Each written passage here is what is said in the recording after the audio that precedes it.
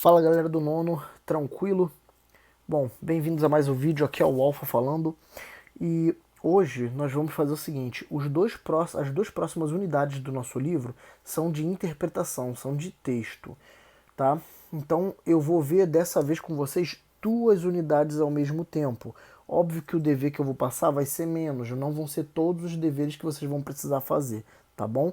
Que eu já separei bonitinho para vocês e depois vou botar ali certinho o que você tem que fazer, tá bom? Então já larga o like nesse vídeo, dá aquela moral aí, se inscreve no canal e vamos aqui. Vamos lá. Primeiro, leitura e interpretação de texto. Olha só, gente, tem texto aqui para você ler, tá? Nessa unidade. Embora tenha algumas coisas aqui, algumas dicas de como interpretar bem um texto, tá? Deixa eu tirar o zoom, tá? Tem dicas de como interpretar bem um texto, mas cara, olha só, o que eu vou segue a dica do professor aqui, tá? Para você interpretar bem, você tem que ler bem, ou seja, você tem que ler, entendeu? Ler, basicamente é isso. Olha só, ele começa com algumas dicas, como por exemplo, ler com atenção. É claro, você lê por ler para acabar de ler, você não vai entender bosta nenhuma, tá?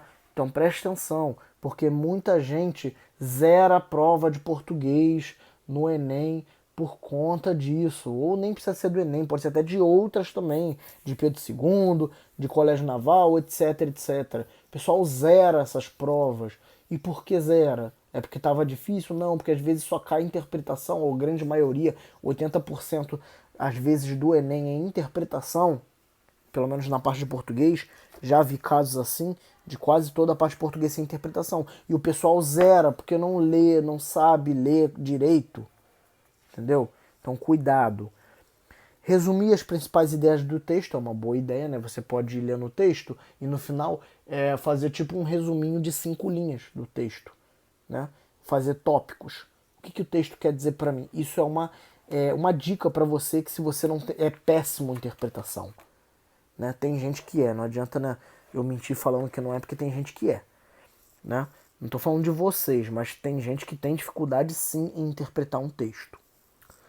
Manter o hábito de leitura, ou seja, leia sempre, que eu falei, leia,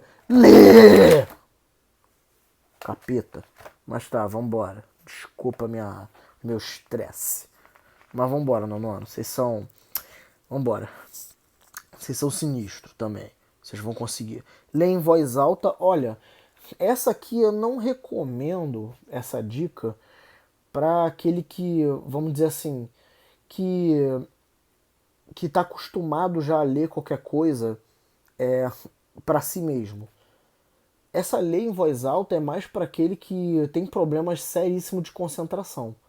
Só que mesmo assim, tem gente que mesmo lendo alto em voz alta, né, ainda assim se perde nas próprias palavras que está lendo e acaba se desconcentrando. Então esse aqui, a eficácia dele, para alguns pode dar certo, para outros não. Você pode tentar, tá? Mas se for ler um livro, eu não sei se você vai ter voz para isso, mas tem gente, eu já vi. Se eu não me engano, acho que a minha irmã era assim. No, Quando ela era do colégio, eu lembro que a minha irmã ela fazia assim, todo texto que ela lia baixinho, em voz alta entre aspas, né? Ela lia falando, né? Em voz alta tu não precisa gritar. Você não precisa gritar na sua casa para ler em voz alta. É tipo assim, em alguns casos, fazer a leitura em voz alta facilita a compreensão textual. Tipo isso, entendeu? Falar assim, falar mais baixinho para você. Para alguns adiantam, outros não, se perdem na própria voz. Produção de texto. O que acontece? Quanto mais você lê, você às vezes, muitas das vezes, quando você lê e tem o hábito de depois de ler escrever alguma coisa, nem que seja resumo, às vezes até uma redação, uma produção, isso pode te ajudar sim, entendeu? Porque você vai e começa a pensar o quê? Pô, o hábito da leitura ele tá me ajudando no hábito da escrita. Aí uma coisa liga a outra e você também quer tirar notão nas provas de redação lá de fora, de redações lá de fora, entendeu? Então isso é um hábito que eu super indico. Você tentar escrever coisas, seja poema, seja historinha inventada, seja fanfic, seja o raio que parta. Mas é claro, escrever da melhor jeito possível, né? Do melhor jeito possível. Ih, rapaz, no livro aqui acho que rasgou. Prosseguindo aqui. Esse é o capítulo da leitura e interpretação. Como eu falei, como é só leitura e interpretação, não tem como eu te dar nada além disso. entendeu? Isso são só dicas para você interpretar melhor. Depois eu vou passar direitinho desse capítulo aqui, quais os exercícios que eu quero. Eu vou até marcar aqui, tá? Então, desse capítulo não tem muita coisa para você ler. O que você tem é o texto. Bruxos, vampiros e avatares, né? E é claro, todos os textos de exercício eu vou ver até qual eu vou passar para você, que eu não vou passar todos não, tá? Porque eu vou passar 2 unidades de uma vez, porque as 2 são de interpretação. Senão a gente vai perder muito tempo fazendo a mesma coisa 2 vezes. A diferença é que nessa outra a gente está vendo crônica e tipos de narrador. Essa já tem coisas que eu preciso explicar para vocês, mas nada de ruim. Em casa você vai ler esse texto, As 3 Experiências de Clarice Lispector, para ver um exemplo de crônica. Embora no ano, se eu não me engano, no ano passado, a gente viu crônica também. Mas não tem problema. E o que eu tenho que explicar? Você vai ler a crônica, tá? E eu vou explicar isso aqui. Os tipos de crônica. Crônica narrativa, que é uma historinha, ponto, tá? Crônica descritiva, que ela vai fazer uma descrição, e a crônica humorística, que ela vai ser o que? Vai ter algum aspecto de humor. Embora a grande maioria tenha, né, aspecto de humor, tá bom? Isso aqui não é muito difícil não.